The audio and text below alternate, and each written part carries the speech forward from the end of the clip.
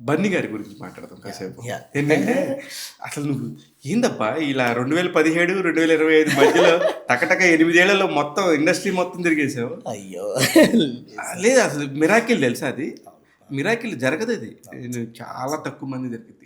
ఇప్పుడు Johnny master, Shekhar master, అంతకుముందున్న పెద్ద పెద్ద master Lawrence master, Prabhudeva master వీళ్ళందరూ కూడా అలా వచ్చేలా ఏం చేయలే. అవును. నీకు కుదిరింది ఇది. అవును సార్. అంతేనా? అవును సార్. అంటే దాని వెనక కూడా అదే అంటున్నాను సార్. చాలా కష్టాలు కూడా ఉన్నాయి. కోర్స్ ఉంటాయి. మనము అంటే ఒక్కటి రావాలంటే సార్ మనము ఒకటి ప్రూవ్ చేసుకోవాలంటే అంత ఈజీ కాదు సార్. ఒక సాంగు ఒక్కరికే నచ్చితే కాదు. అక్కడ ఉన్న టెక్నీషియన్స్ చాలామంది ఉంటారు. చాలామందికి నచ్చాలి. మనం చేసే అండ్ ఆ క్యారెక్టరేషన్ ఉంటది. హీరో గారి బాడీ లాంగ్వేజ్ ఉంటది. అండ్ డైరెక్టర్ చెప్పిన సిట్యుయేషన్ ఉంటది. కరెక్ట్. అంటే ఇవన్నీ మైండ్‌లో పెట్టుకొని సినిమాకి ఏం కావాలి? సాంగ్ ఏం కోరుకుంటుంది? అండ్ ఎలాంటి స్టెప్స్ ఏపిస్తే జనాలు యాక్సెప్ట్ చేస్తారు? అన్నీ దృష్టిలో పెట్టుకొని చేయాలండి. Correct. It's not a easy thing. Choreography అనేది వెరీ టఫ్. అసలు నేను ఈజీ అని అసలు నేను ఎక్కడన్నా నా పని భలే లేదు. నార్మల్ చెప్తున్నాను సార్.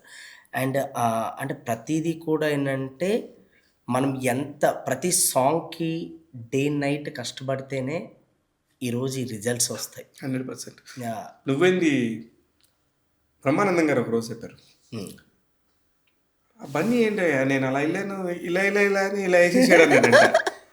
నీకు ఇలానే ఉంటుంది సార్ నిన్నటి నుంచి చేస్తున్నాను ఆయన అంటే అంత కష్టం ఉంటుంది కదా. బన్నీ గారు అసలు సార్ ఆయన హార్డ్ వర్కింగ్‌కి నిజంగా సార్ నేను 1½ ఇయర్ 'పుష్ప 2' ట్రావెల్ చేశాను సార్.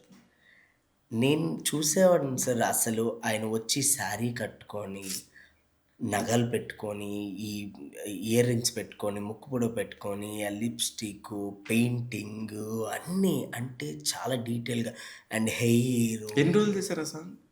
సార్ అది 15 డేస్ చేశాను సార్. 15 డేస్ చేశాడు. 15 డేస్ అదే డెడికేషన్‌లో ఉండేవాడు. సార్ 15 డేస్ కాదు సార్. అది జరిగింది మళ్ళీ మధ్యలో చిన్న గ్యాప్‌లొచ్చాయి.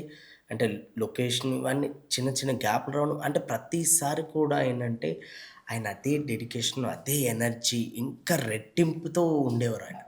ఆయన ఎంత కసిగా ఉండేవారంటే ఈ సినిమా కొట్టాలి అంతే. ఈ సినిమా కోసం చాలా పర్టిక్యులర్‌గా ఈవెన్ సుకుమార్ సార్ కూడా 2000 మెంబర్స్ ప్రతి దాంట్లో జూనియర్స్ ఉండేవారు సార్. అంత పెద్ద సెట్‌లో ఒక్కొక్కసారి ఆక్సిజన్ కూడా అందేది కాదు. అంతమంది ఉండేవారు. అండ్ అంటే ఎంత డీటెయిల్‌గా చూసేవారంటే సుకుమార్ గారు, ఎక్కడో లాస్ట్ కార్నర్‌లో ఉండే పర్సన్ కూడా వాడెందుకు నవ్వుతున్నాడు అని అనేవారు. అంటే ఇప్పుడు జాతరలో సరే ఒక కుండలు పట్టుకొని ఎవరికి వాళ్ళు నడుచుకుంటూ ఎటు పడితే అటు వెళ్తుంటారు. చిన్న జాతరలో నడుచుకుంటూ వెళ్తుంటారు. కానీ అందరూ ఒకటే ఎమోషన్‌తో ఎళ్ళాలి అని ఆయన చాలా పర్టిక్యులర్‌గా చూసి గ్రేట్ మ్యాన్. గ్రేట్ డైరెక్టర్ అబ్బా. యాహ్! అందుగురించే సార్ ఈవెన్ నేను చాలా అవన్నీ ఇలాంటివి చాలా ఉన్నాయి సార్. ఒక్కటి కాదు. అండ్ ఈవెన్ మీరు ఫహాద్ గారు వచ్చినప్పుడు ఫహాద్ గారు, సునీల్ గారు అండ్ అన్సూర్య గారు వీళ్ళందరూ వచ్చినప్పుడు నేను పట్టేసా అని అదే గంధపు చెక్కలన్నీ అనేటప్పుడు అక్కడ ఆ సీన్ జరిగినప్పుడు అక్కడ మన సాంగ్ 'దమ్ముంటే పట్టుకోరా సికావతో' సాంగు అప్పుడు అది కూడా నేను చేసిందే సార్ యాక్చువల్లీ. యాహ్! సో అప్పుడు జరిగినప్పుడు ఈవెన్ బ్యాక్ షాట్‌లో ఆయన ఫోకస్ అవుట్‌లో ఉంటారు. బ్యాక్ షాట్‌లో పోలీసులుంటే పోలీసులకి హెయిర్ స్టైల్ కరెక్ట్‌గా లేదని మళ్ళీ ఆ షాట్ ఆపేసి హెయిర్ స్టైల్ చేయించి మళ్ళీ అప్పుడు చేశారు. Oh my God! అంటే అంత పర్టిక్యులర్‌గా చూస్తారు సార్ సుకుమార్ గారు. నిజంగా అంటే సుకుమార్ గారు నిజంగా నాకు ఒక గాడ్ ఫాదర్ సార్. లిటరల్లీ నాకు ఏంటంటే నేను బిఫోర్ పుష్పకి ఆఫ్టర్ పుష్ప డెఫినెట్‌గా అంటే వే ఆఫ్ థింకింగ్ మారిపోద్ది సార్. అంతే కదా.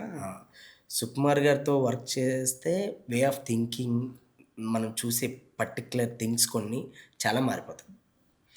కానీ మీకు బాగా కోపం అంట మాస్టర్? అయ్యో బాబోయ్! లేదండి. ఇప్పుడు మీరు చెప్పిన స్టెప్ మీ హీరోలు కరెక్ట్‌గా వేయకపోతే అస్సలు లేదండి. లేదు లేదు నేను అది యాహ్! మీరు హీరోల పేరు చెప్పొద్దు కానీ నాకు తెలుసు కదా ఫస్ట్ దెబ్బ పడేది మీ అసిస్టెంట్గా. లేదు సార్. లేదు సార్. సార్ నేను అంటే డాన్స్‌లోని ఎవ్వరైనా అంటే నార్మల్‌గా మనకొక వర్క్ వచ్చిందంటే, ఇప్పుడు నాకొక వర్క్ వచ్చింది సార్. నాకొక సాంగ్ వచ్చింది. నేను ఆ సాంగ్ కరెక్ట్‌గా చేయలేదంటే, ఆ సాంగ్ పోయిందంటే, నాతో ఉండే అసిస్టెంట్‌లకి రేపొద్దున వర్క్ పోతుంది. నా నా వెనకున్న నా ఇన్‌చార్జ్‌కి వర్క్ పోతుంది. నాతో వచ్చే డాన్సర్‌లకి వర్క్ పోతుంది. అంటే మొత్తం టెక్నీషియన్ నేను పని చేయాల్సిన పర్సన్ అందరికీ పని పోతుంది.